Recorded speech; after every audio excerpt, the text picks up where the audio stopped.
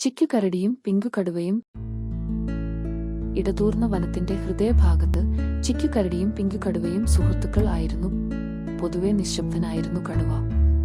എന്നാൽ ബുദ്ധിമാനും കരുത്തനും ആയ കരടി തന്റെ കഴിവുകൊണ്ട് ഇരപിടിക്കുമായിരുന്നു. അഭിപ്രായ വ്യത്യാസങ്ങൾ ഉണ്ടായിരുന്നിട്ടും പരസ്പര ബഹുമാനത്താൽ അവർ ഒരു ബന്ധം പങ്കിട്ടു. ചുട്ടുപൊള്ളുന്ന ഒരു സായാഹ്നത്തിൽ അവർ നടക്കുമ്പോൾ ഒരു മരുപ്പച്ചയിൽ സൂര്യപ്രകാശത്തിൽ തിളങ്ങുന്ന ശാന്തമായ ഒരു കുളം കണ്ണിൽപ്പെട്ടു. അവർ അതിന്റെ തണുത്ത വെള്ളം കുടിക്കുമ്പോൾ സഹായത്തിനായുള്ള നിലവിളി ദൂരെ നിന്ന് അവർ കേട്ടു. മരങ്ങൾക്കിടയിലൂടെ ഓടിയ അവർ വേട്ടക്കാരന്റെ വലയിൽ കുടുങ്ങിയ മാനിനെ കണ്ടെത്തി. ഒരു മടിയും കൂടാതെ വിറയ്ക്കുന്ന മാനിനെ മോചിപ്പിച്ചുകൊണ്ട് കടുവ തന്റെ മൂർച്ചയുള്ള നഖങ്ങൾ ഉപയോഗിച്ച് വല വെട്ടി.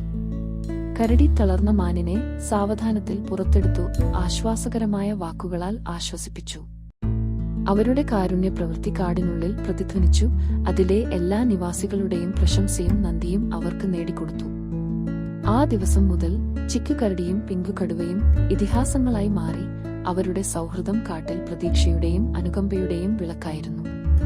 സൂര്യൻ ചക്രവാളത്തിന് താഴെയായി കാടിനെ സന്ധ്യയിൽ വീഴ്ത്തിയപ്പോൾ കടുവയും കരടിയും അവരുടെ ഗുഹയിലേക്ക് മടങ്ങി. അവരുടെ ബന്ധം മുമ്പത്തേക്കാൾ ശക്തമായി.